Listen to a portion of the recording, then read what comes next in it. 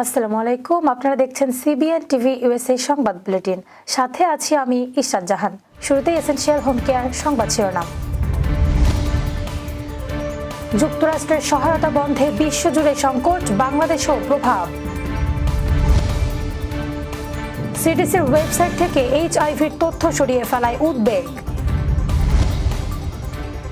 Titumir college বিশ্ববিদ্যালয়ে রূপান্তর না হলে বৃহত্তর আন্দোলনের হুঁশিয়ারি। নির্বাচন ছাড়া অন্য বিষয়ে সরকারের আগ্রহ সন্দেহজনক বললেন গয়েশ্বর। এবং মধ্যমপন্থী দল গড়ছেন অভ্যুত্থানের নেতারা, আলোচনায় ইলিশ প্রতীক। দীর্ঘ 18 বছর পর চট্টগ্রামে অনুষ্ঠিত হয়েছে তাফসিরুল কোরআন মাহফিল। শুনছিলেন এসেনশিয়াল হোম কেয়ার সংবাদ শিরোনাম। এবার বিস্তারিত।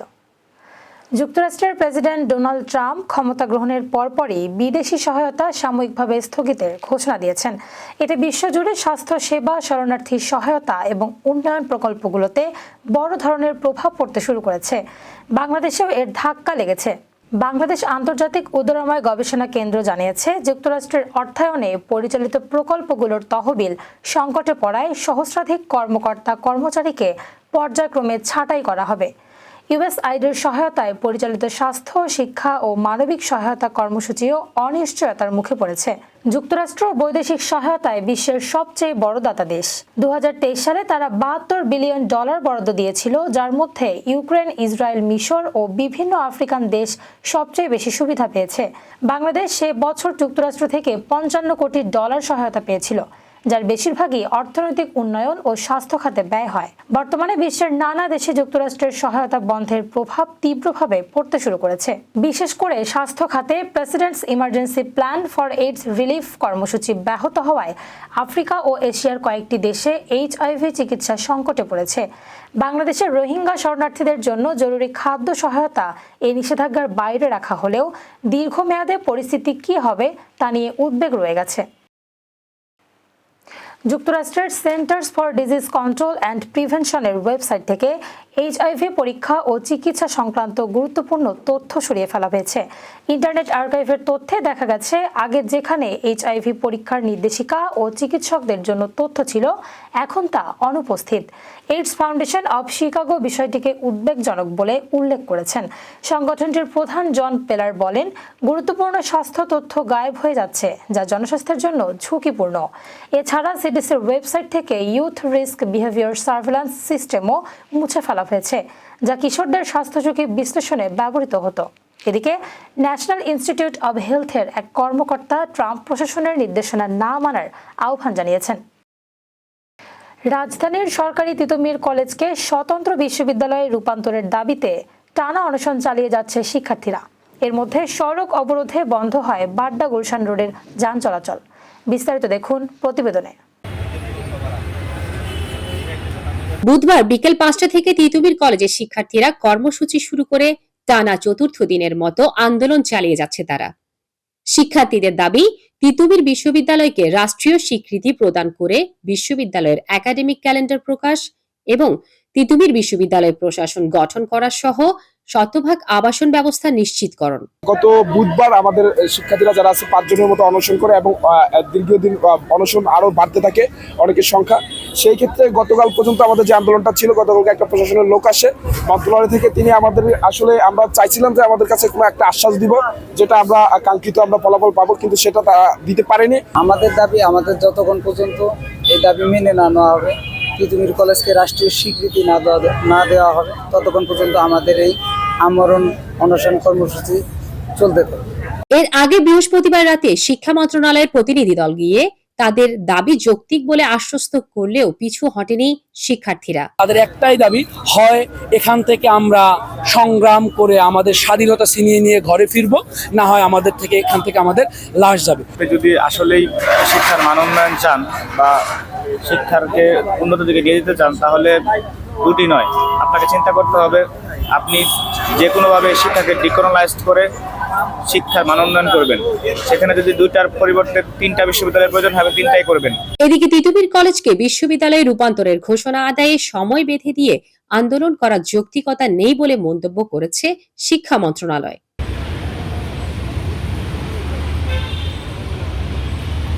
এর আগে গেল নভেম্বরেও তিতুমির কলেজকে স্বায়ত্তশাসিত বিশ্ববিদ্যালয়ে রূপান্তরের দাবিতে মহাখালীতে সড়ক ও রেলপথ অবরোধ করে শিক্ষার্থীরা।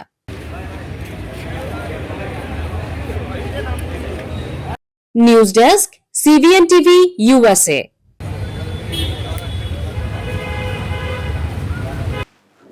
একটি অবাধ সুষ্ঠু নির্বাচন দেওয়ার পরিবর্তে অন্য বিষয়ে অন্তর্বর্তী সরকারের বেশি আগ্রহ প্রকাশ করাটা সন্দেহজনক বলে মন্তব্য করেছেন বিএনপির স্থায়ী কমিটির সদস্য গয়েশ্বর চন্দ্র রায়। শনিবার জাতীয় প্রেস ক্লাবে স্বাধীন বাংলা মাদক বিরোধী কল্যাণ সোসাইটি আয়োজিত এক আলোচনা সভায় প্রধান অতিথির বক্তব্যে তিনি এই মন্তব্য করেন। গয়েশ্বর রায় বলেন, 17 বছর ধরে মানুষ ভোটাধিকার ও স্বাধিকার ফিরে পাওয়ার জন্য রক্ত দিয়েছে। একটি সুষ্ঠু নির্বাচন দেওয়া ছাড়া বর্তমান সরকারের অন্য কিছুতে বেশি আগ্রহ প্রকাশ করা সন্দেহজনক। জনগণের মধ্যে এখন এক ধরনের অবিশ্বাস ও অনাস্থার সৃষ্টি হচ্ছে। ষড়যন্ত্র থাকবে, এটা রাজনীতিরই চরিত্র। রাজনৈতিক সমাধান রাজনৈতিক ব্যক্তিদের হাতেই ছেড়ে দেওয়া ভালো। তিনি বলেন, দেশের জনগণ কখনো কোনো সিদ্ধান্ত নিতে ভুল করে না। জনগণ কিন্তু আমাদের চাইতে বেশি বুঝে। এখন জনগণ কি চাইছে সেটা অন্তর্বর্তী সরকার বুঝতে চাইছে না। দেশের তরুণ সমাজ কেন বিদেশে পাড়ি দিতে চায়? কারণ আমরা দেশটাকে বসবাসের উপযুক্ত করে গড়ে তুলতে পারিনি। দেশে ভালো চিকিৎসা ব্যবস্থা নেই, অথচ এটা জনগণের মৌলিক অধিকার। গয়েশ্বর আরও বলেন, সংস্কার একটি চলমান প্রক্রিয়া, এটি নিয়ে সমালোচনা করার কিছু নেই। আমরাও যে 31 দফা দিয়েছি সেটাও যে 31 দিনেই বাস্তবায়িত হবে তা নয়, কিন্তু সে সংস্কারের সূচনা তো করতে হবে। কোনো কাজ যদি শুরু করা হয় তার শেষ করার লোক কিন্তু চলে আসবে। এক সরকার আসবে, আরেক সরকার যাবে, এটাই নিয়ম। তাই বলে কাজ আগাবে না, তার তো কোনো যৌক্তিকতা নেই। গণ অভ্যুত্থানে নেতৃত্ব দেওয়া ছাত্র জনতা নতুন দল গঠন করতে যাচ্ছে। এ নিয়ে আলোচনার রাজনৈতিক অঙ্গন সহ দেশের সবখানে। উদ্যোক্তারা বলছেন, সব ঠিক থাকলে চলতি মাসের শেষার্ধেই আত্মপ্রকাশ করবে নতুন দল। নাম প্রতীক এখনো চূড়ান্ত হয়নি, তবে নাম যাই হোক, দলটির আদর্শ হবে মধ্যম পন্থা। চূড়ান্ত ডান বা বাম কোনো দিকেই থাকতে চান না তারা। আর দলের প্রতীক হিসেবে আলোচনায় এগিয়ে আছে জাতীয় মাছ ইলিশ। নতুন দল গঠনের এই প্রক্রিয়ায় নেতৃত্ব দিচ্ছে অভ্যুত্থানের পরে গঠিত জাতীয় নাগরিক কমিটি। কমিটির সদস্য সচিব আখতার হোসেন বলেন, তরুণদের নেতৃত্বে একটি রাজনৈতিক দলের আবির্ভাব হতে যাচ্ছে।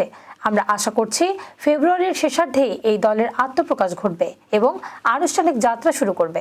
নতুন দলের আদর্শ সম্পর্কে জানতে চাইলে আখতার হোসেন বলেন, আমরা একটা মধ্যমপন্থী মতাদর্শের মাধ্যমে দলকে পরিচালনা করব। না ডানপন্থা না বামপন্থা, মধ্যম পন্থায় থেকেই দলের আদর্শিক মাপকাঠি নির্ধারণ করব। দল গঠন প্রক্রিয়ার সঙ্গে জড়িত একটি সূত্র বলছে, আহ্বায়ক কমিটি দিয়েই দলের যাত্রা শুরু হবে। ওই কমিটির আহ্বায়ক কে হবেন তা ঠিক না হলেও সবার মতামতের ভিত্তিতে সদস্য সচিব হিসেবে অন্তর্বর্তী সরকারের বর্তমান তথ্য উপদেষ্টা নাহিদ ইসলামকে মোটামুটি চূড়ান্ত করা হয়েছে। আর জাতীয় নাগরিক কমিটির বর্তমান আহ্বায়ক নাসির উদ্দিন পাটোয়ারি এবং সদস্য সচিব আখতার হোসেনের মধ্য থেকে কেউ একজন আহ্বায়ক হতে পারেন। সেক্ষেত্রে নাগরিক কমিটির নেতৃত্বে পরিবর্তন আসবে। এছাড়া সরকারের উপদেষ্টা পরিষদের কেউ নতুন দলের কমিটিতে যুক্ত হলে পদত্যাগ করবেন কিনা সেটা নিয়েও চলছে কথাবার্তা। তবে এই বিষয়ে এখনো সিদ্ধান্তে আসতে পারেনি জাতীয় নাগরিক কমিটি। দীর্ঘ 18 বছর পর চট্টগ্রামে অনুষ্ঠিত হয়েছে তাফসিরুল কোরআন মাহফিল। 1977 সালে শুরু হওয়া এই মাহফিলে এবারই প্রথমবারের মতো অনুষ্ঠিত হয়েছে মাহফিলের অন্যতম আকর্ষণ ইসলামী বক্তা দেলোয়ার হোসেন সাঈদীর অনুপস্থিতিতে। তবে 1.5 যুগেরও বেশি সময় পর অনুষ্ঠিত এই মাহফিল ঘিরে বিশেষ আকর্ষণ ছিল শ্রোতাদের মাঝে। এ কারণে জনসমুদ্রে রূপ নেয় এবারের মাহফিল। বিস্তারিত দেখুন প্রতিবেদনে। 5 দিনব্যাপী অনুষ্ঠিত চট্টগ্রাম প্যারেড ময়দানের তাফসিরুল কোরআন মাহফিলে শেষ দিন ছিল শুক্রবার। ইসলামী সমাজ কল্যাণ পরিষদের উদ্যোগে 29 বারের মতো আয়োজিত হয়েছে এবারের আয়োজন।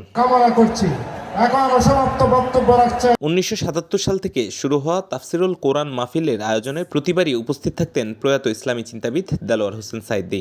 এবারই প্রথম তার অনুপস্থিতিতে অনুষ্ঠিত হয়েছে এই আয়োজন। শেষ দিনের মাহফিলে দূর দূরান্ত থেকে অংশ নিয়েছিলেন শ্রোতারা। তারা জানিয়েছেন এই মাহফিলের মাধ্যমে আজীবন বেঁচে থাকবেন দেলোয়ার হোসেন সাঈদী। আলহামদুলিল্লাহ, আপনারা বসে পড়ুন। মাহফিলের শেষ দিনে প্রধান আকর্ষণ ছিলেন বিশিষ্ট ইসলামিক বক্তা মিজানুর রহমান আজহারি। তার ওয়াজ শুনতে আসরের আগে প্যারেড ময়দান কানায় কানায় পূর্ণ হয়ে যায়। সকাল থেকে প্যারেড ময়দানের দিকে জনতার ঢল নামে। নগরীর বিভিন্ন এলাকা থেকে কেউ পায়ে হেঁটে, আবার কেউ মিছিল যোগে মাহফিলে প্রবেশ করেন। প্রধান অতিথি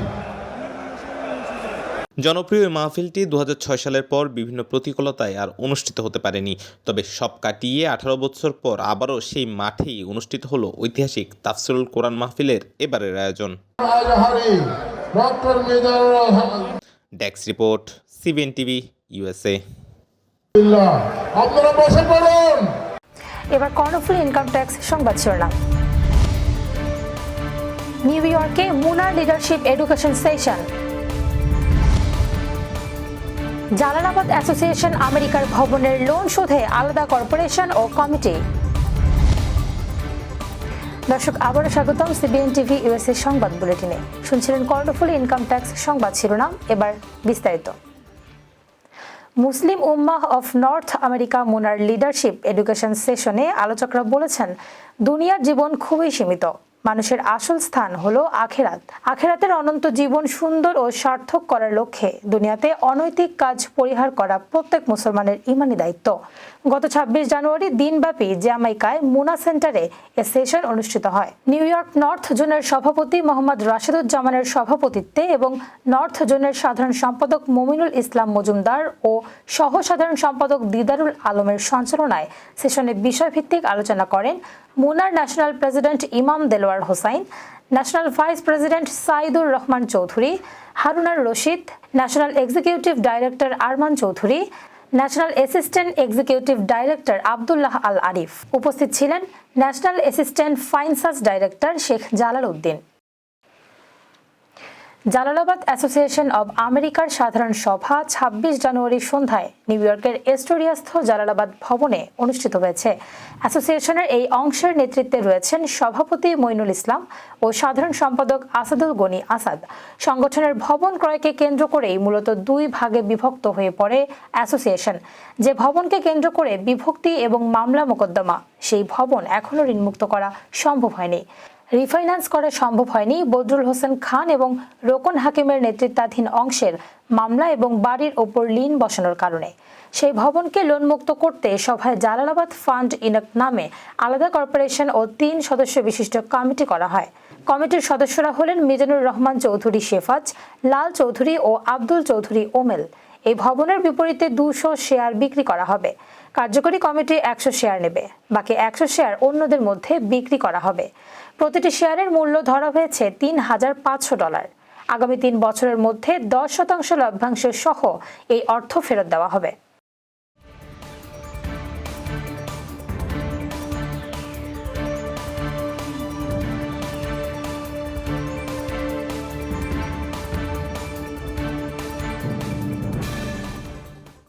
প্রতিদিনের উল্লেখযোগ্য ঘটনা কালক্রমে রূপ নেয় ইতিহাসে। চলুন এক নজরে দেখে নেওয়া যাক আজকের দিনে ঘটে যাওয়া উল্লেখযোগ্য কিছু ঘটনা।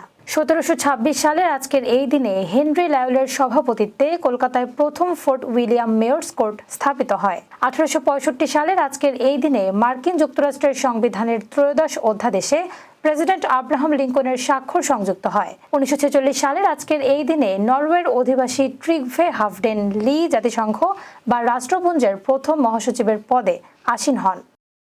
দর্শক, এই ছিল CBN টিভি USA সংবাদ বুলেটিনে। শেষ করছি। পরবর্তী বুলেটিন দেখার আমন্ত্রণ জানিয়ে এতক্ষণ সাথে থাকার জন্য ধন্যবাদ সবাইকে।